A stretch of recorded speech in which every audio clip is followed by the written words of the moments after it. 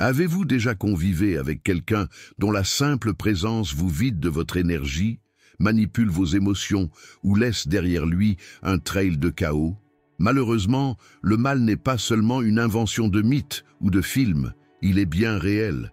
Il est autour de nous et ce qui est encore plus perturbant, c'est qu'il se manifeste souvent de manière subtile. Mais ne vous inquiétez pas, en étant plus conscient, vous pouvez repérer les signes avant-coureurs et vous protéger. Les personnes malveillantes n'apparaissent pas avec des cornes ou des queues, mais leurs actions révèlent leur véritable nature. Elles manipulent, détruisent et exploitent votre bonté pour leur propre profit. La bonne nouvelle ? Vous n'avez pas besoin d'être un détective pour les reconnaître. Des philosophes stoïciens comme Marc Aurèle ont partagé une sagesse intemporelle sur la manière d'identifier le mal et de se protéger contre lui.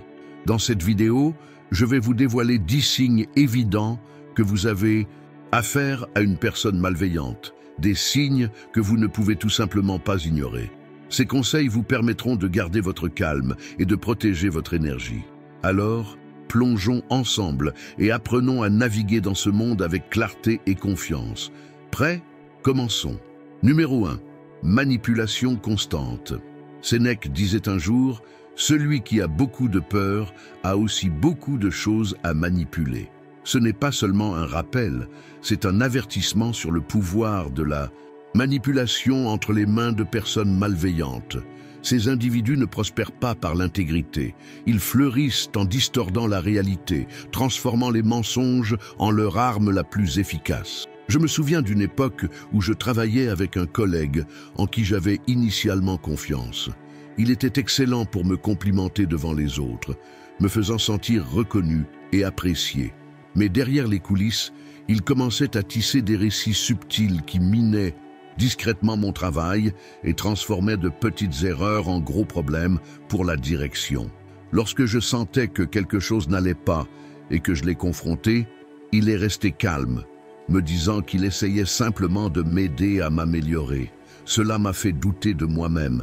Est-ce que je faisais quelque chose de mal? J'ai commencé à douter de mes capacités. En réalité, il ne m'aidait pas du tout. Il me poussait dans un état de dépendance, me faisant croire que j'avais besoin de ses conseils pour être assez bon. Voilà comment fonctionne la manipulation. Ce n'est pas seulement pour vous désorienter, cela érode votre confiance. Les manipulateurs ne construisent pas des relations sur la confiance ou l'honnêteté, ils exploitent vos vulnérabilités pour prendre le contrôle. Ils se nourrissent de vos incertitudes, vous convainquant que seuls eux vous comprennent vraiment et que seuls eux peuvent vous guider. La philosophie stoïcienne nous enseigne que la clé pour combattre la manipulation est la clarté et le contrôle de soi. Une personne véritablement vertueuse vous mènera toujours vers l'indépendance et l'autonomie, pas vers l'entrelacement.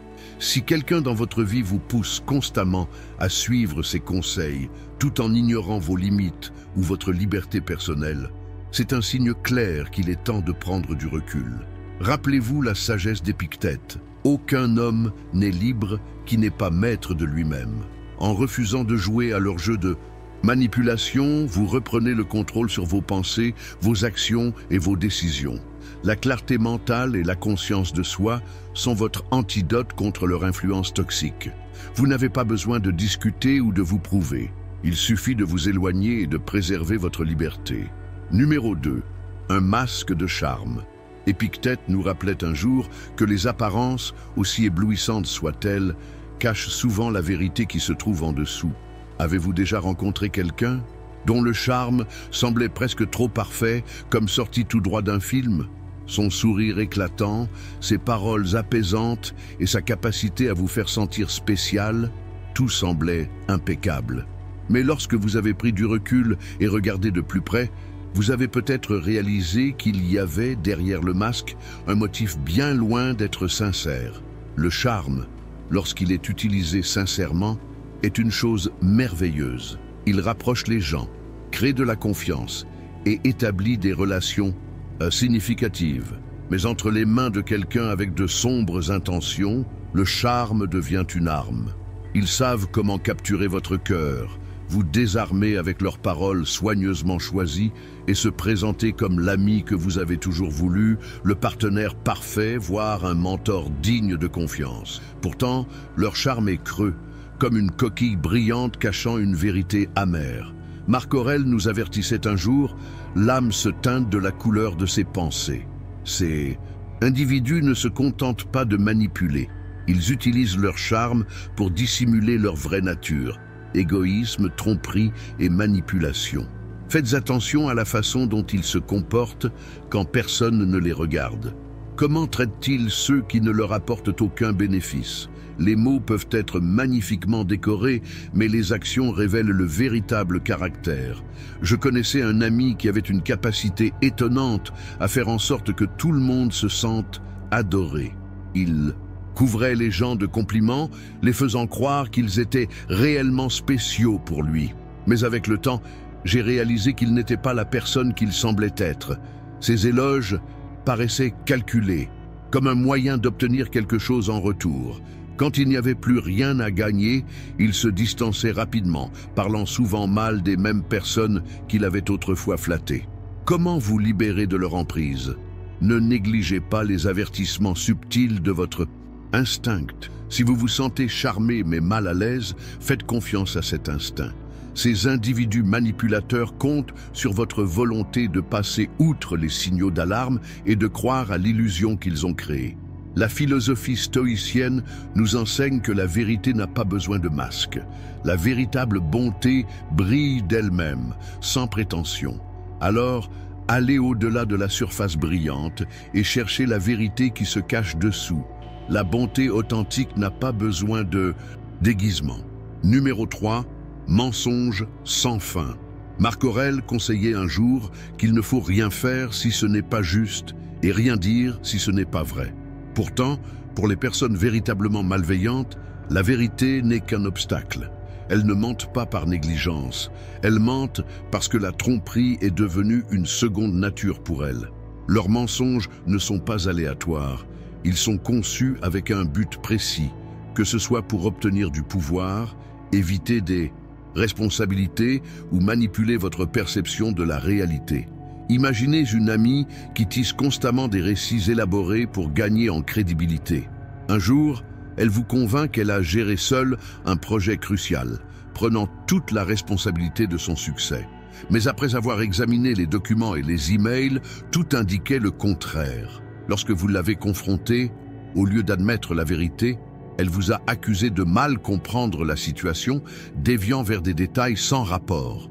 Voilà comment fonctionnent les manipulateurs de haut niveau. Ils vous font douter de votre mémoire et de votre jugement, érodant subtilement votre prise sur la réalité. Ils exploitent vos incertitudes, vous convainquant qu'ils savent mieux, tout en prenant le contrôle du récit. Leurs mensonges nécessitent un entretien constant, de nouvelles couches de tromperie pour couvrir les anciennes. Mais voici leur faiblesse. La vérité est résistante et n'a pas besoin d'entretien, tandis que les mensonges sont fragiles et risquent toujours de se défaire. Pour vous protéger, faites attention aux incohérences. Leurs histoires changent-elles sous pression? Leurs actions sont-elles alignées avec leurs paroles? La philosophie stoïcienne nous enseigne de nous concentrer sur les actions, car elles révèlent le véritable caractère d'une personne. Lorsque vous repérez des divergences entre les paroles et les actions de quelqu'un, faites confiance à vos observations plutôt qu'à leurs affirmations. Posez des questions, exigez de la transparence et surtout, fixez des limites. L'honnêteté n'est pas seulement le fondement des relations, elle est le reflet de l'intégrité.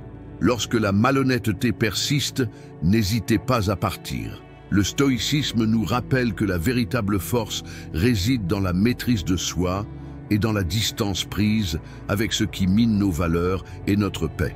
Ainsi, la prochaine fois que vous rencontrerez quelqu'un qui ment sans conscience, tenez bon. Concentrez-vous sur leur action et protégez-vous de leur toile de mensonges.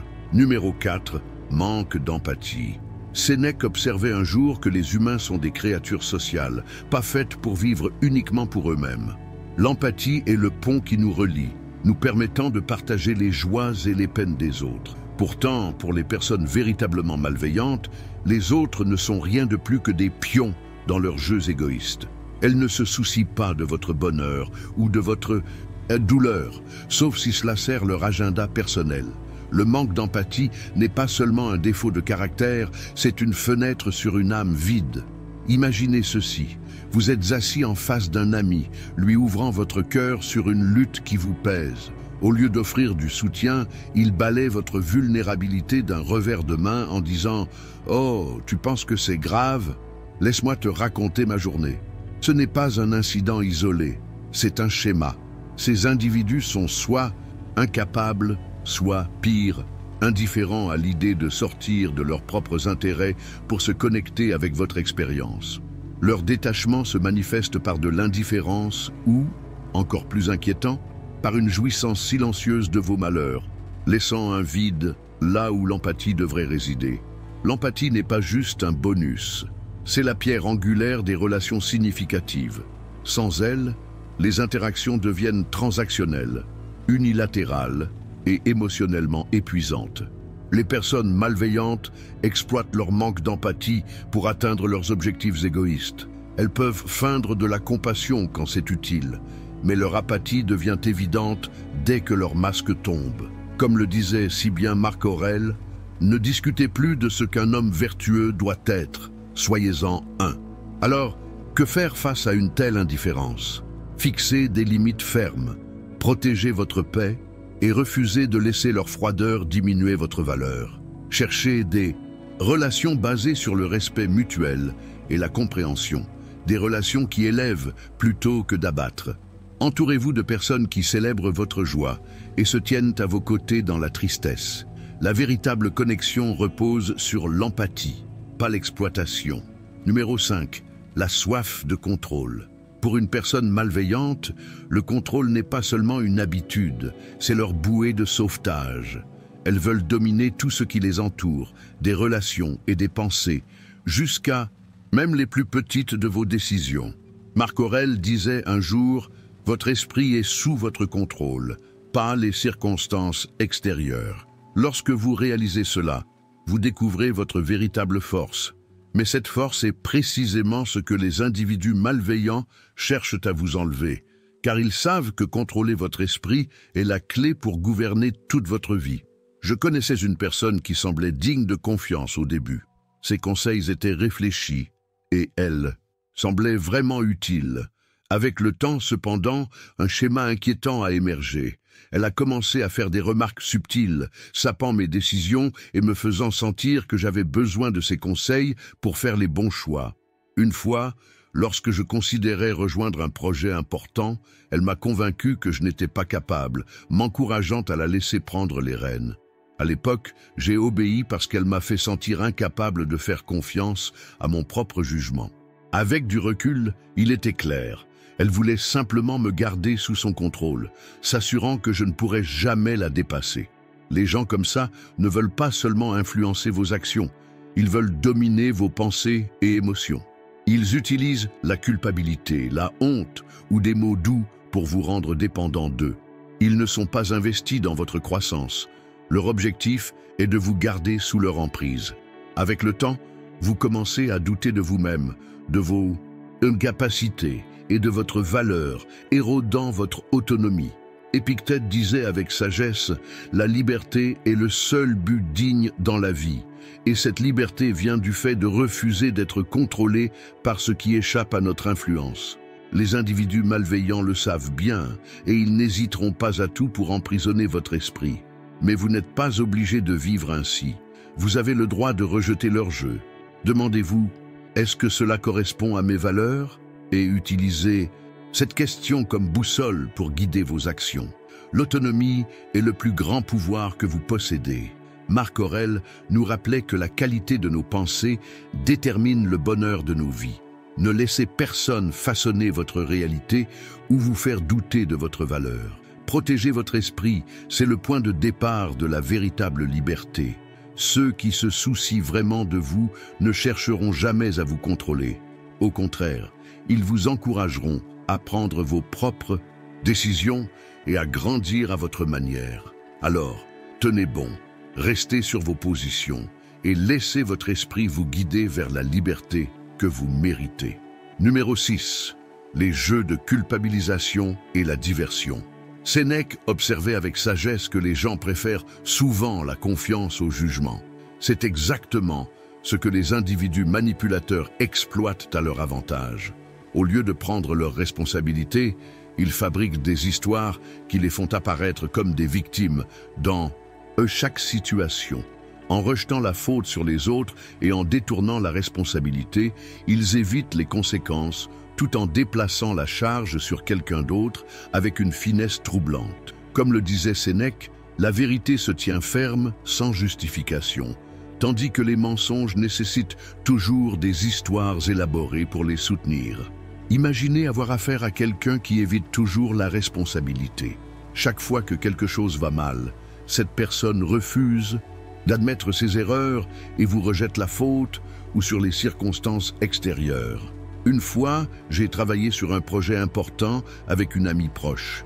Lorsque les choses ont commencé à déraper, au lieu de reconnaître ses oublis, elle a critiqué mon approche organisationnelle, me faisant douter de moi-même.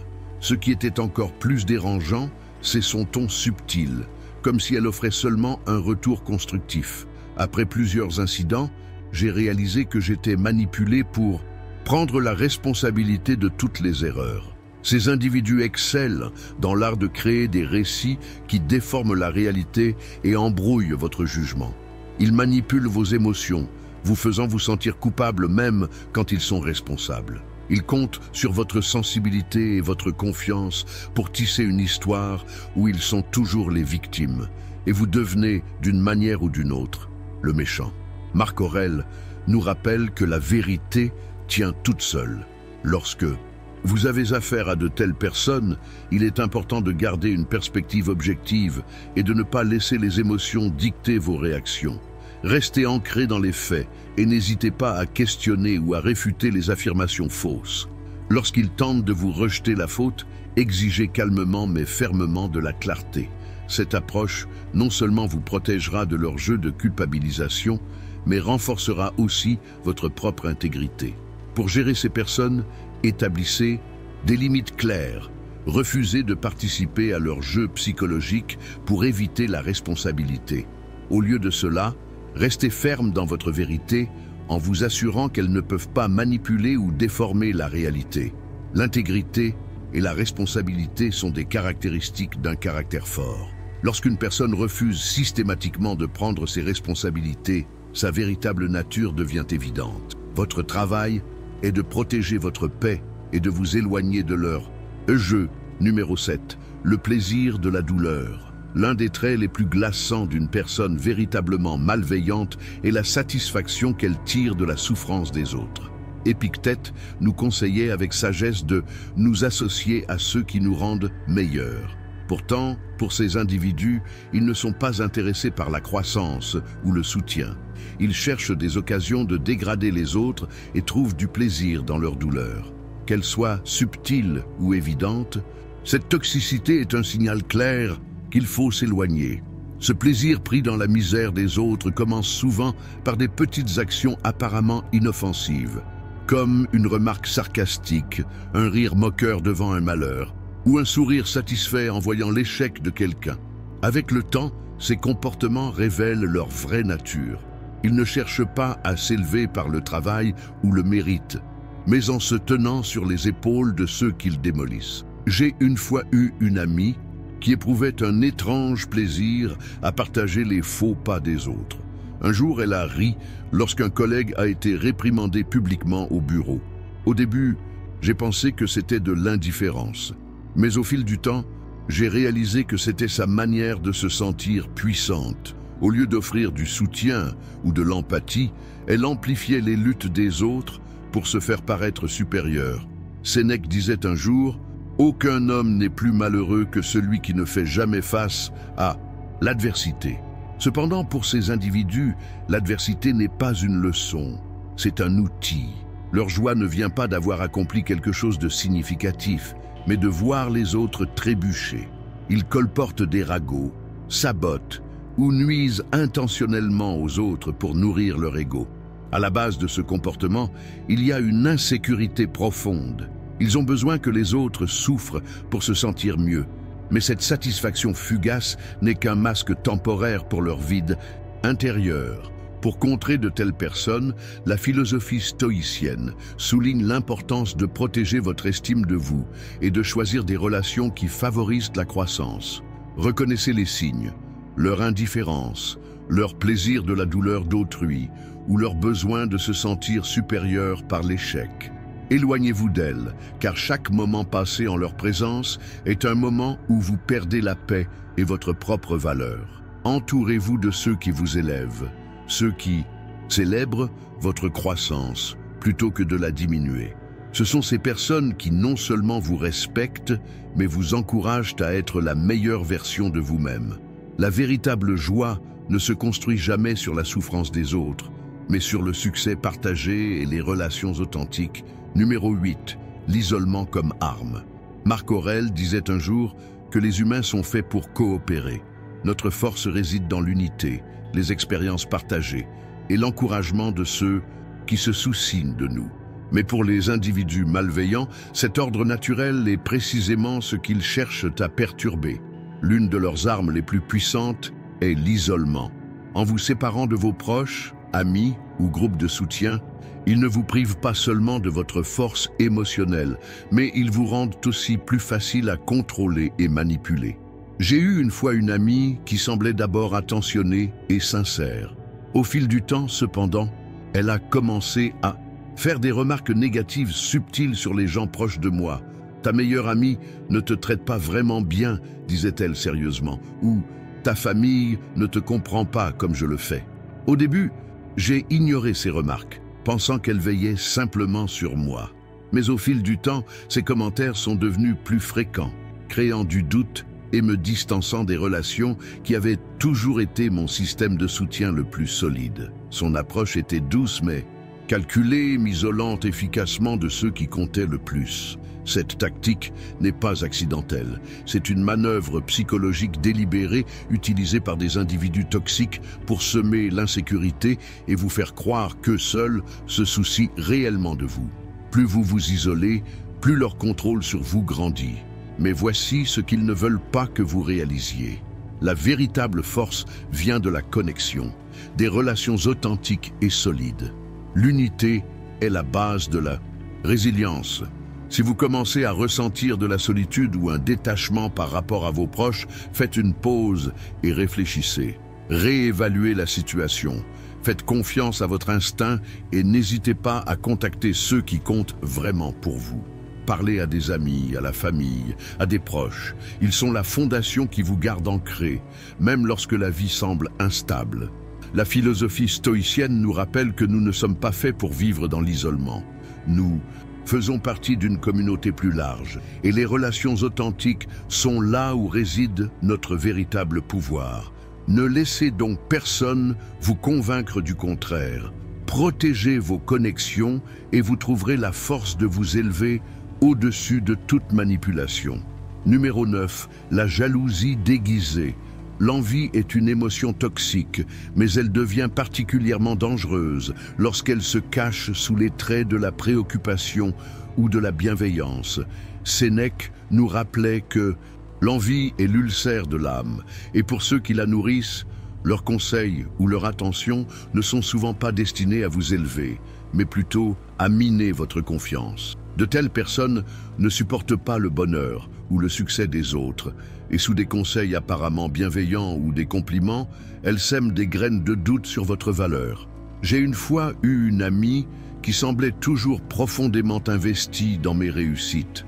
Après avoir terminé un projet majeur dont j'étais incroyablement fier, elle m'a dit « C'est génial, mais peut-être que la prochaine fois tu devrais un peu plus te pousser pour vraiment atteindre un niveau supérieur. » Au début, j'ai cru que c'était un conseil sincère. Son ton portait une nuance, une coupure subtile, pas pour m'élever, mais pour diminuer ce que j'avais accompli. Ce qui semblait être des retours inoffensifs était, en réalité, une manière de me faire sentir que je n'étais pas assez bien. Ces faux compliments sont souvent mêlés à des remarques qui sapent. Une personne jalouse ne vous attaquera pas ouvertement, Au lieu de cela, elles plantaient de petits doutes dans votre esprit, vous faisant remettre en question vos capacités et vos succès. Elles pourraient dire des choses comme « Tu as vraiment bien fait, mais ne t'emballe pas trop, il y a toujours de la place pour l'amélioration » ou « C'est incroyable, mais j'ai entendu dire que quelqu'un d'autre a fait quelque chose de similaire et a obtenu encore de meilleurs résultats. » Ce comportement n'est pas basé sur l'attention ou la bienveillance, c'est une stratégie pour vous abaisser à leur niveau. Les individus envieux ne peuvent pas célébrer votre lumière parce qu'elle met en évidence les ombres qu'ils portent en eux-mêmes. Ils ne veulent pas vous voir prospérer, ils veulent vous voir rétrécir afin qu'ils ne se sentent plus menacés. La philosophie stoïcienne nous enseigne à faire confiance à notre intuition. Si vous sentez que quelque chose cloche dans les éloges ou les conseils de quelqu'un, écoutez ce sentiment. Regardez de plus près les véritables intentions derrière des mots apparemment inoffensifs. Une personne vraiment bienveillante vous élèvera, vous complimentera de tout cœur et vous encouragera à aller plus loin. En revanche, une personne jalouse utilise ses paroles comme des outils pour contrôler vos émotions et saper votre confiance. Pour vous protéger, établissez des limites claires et ne laissez personne diminuer votre valeur. Entourez-vous de ceux qui célèbrent véritablement vos succès, des personnes qui non seulement vous aident à briller, mais qui vous poussent à atteindre de nouveaux sommets. Rappelez-vous, vous n'avez pas besoin d'éteindre votre lumière pour rendre les autres plus à l'aise. Tenez bon dans votre valeur et laissez votre lumière briller de 1000 feux. Numéro 10. Le cœur implacable. L'un des signes les plus clairs d'une personne malveillante est un cœur implacable. Marc Aurèle enseignait que nous ne devrions pas perdre de temps à débattre de ce qu'une bonne personne devrait être, mais plutôt nous concentrer sur nos actions pour nous améliorer. Cependant, les personnes malveillantes font exactement l'inverse. Elles s'accrochent à des habitudes destructrices, n'admettent jamais leur tort et n'ont certainement aucune intention de réparer les dégâts qu'elles causent. Elles vivent dans le déni, justifiant leurs actions par des excuses élaborées, faisant sembler que le problème ne vient jamais d'elles. Pensez à quelqu'un que vous avez connu, une personne qui avait toujours une excuse pour chaque erreur. Lorsqu'elle blessait les autres, au lieu de s'excuser, elle rejetait la faute sur les circonstances ou argumentait que les autres n'étaient pas mieux. Chaque fois que quelqu'un essayait d'expliquer comment son comportement avait causé du tort, elle détournait la conversation, rejetait la faute ou accusait même l'autre de réagir de manière excessive. Ce qui ressort véritablement, cependant, c'est leur refus complet de changer. Pour elles, l'introspection et la correction des torts sont vues comme des faiblesses, tandis que l'entêtement est perçu comme de la force. Cet état d'esprit contraste fortement avec la philosophie stoïcienne.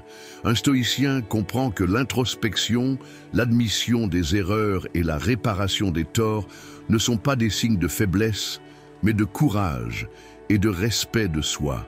Ceux qui ont un cœur implacable ne font pas que blesser les autres, ils rejettent aussi l'opportunité de grandir personnellement et de mûrir. Si vous êtes proche de quelqu'un qui justifie constamment ses actions, évite la responsabilité et ne cherche jamais à réparer les torts qu'il a causés, prenez un moment pour réfléchir. Tout le monde n'est pas prêt à grandir ou à changer. Protégez-vous des relations toxiques comme celle-ci et investissez votre énergie dans celles qui vous élèvent, des personnes ayant le courage de confronter leurs impropres défauts et de s'efforcer de devenir meilleurs. Marc Aurèle nous rappelait de concentrer nos esprits sur des pensées et des personnes qui élèvent la qualité de nos vies. Ainsi, nous venons de passer en revue 10 signes évidents qu'une personne malveillante pourrait rôder près de vous. Glacial, n'est-ce pas? Mais rappelez-vous, la prise de conscience est votre arme la plus puissante. Les personnes malveillantes ne peuvent vous manipuler que lorsque vous êtes inconscient de leur tactique. Une fois que vous reconnaissez leur stratégie, non seulement vous vous protégez, mais vous boucliez également votre paix intérieure contre leur chaos. Marc Aurèle nous a appris que la véritable force réside dans la maîtrise de notre esprit et de nos réactions. Ne laissez pas les individus toxiques envahir votre espace mental ou perturber votre sérénité. Établissez des limites, tenez bon et continuez de briller, car votre lumière est la chose qu'ils redoutent le plus. Si vous avez trouvé cette vidéo utile, Appuyez sur le bouton « J'aime », abonnez-vous à la chaîne et commentez « Je vois les signes » pour montrer au monde que vous êtes prêt à vous protéger des influences négatives. Merci de votre attention et à très bientôt dans la prochaine vidéo où votre sagesse continuera de croître.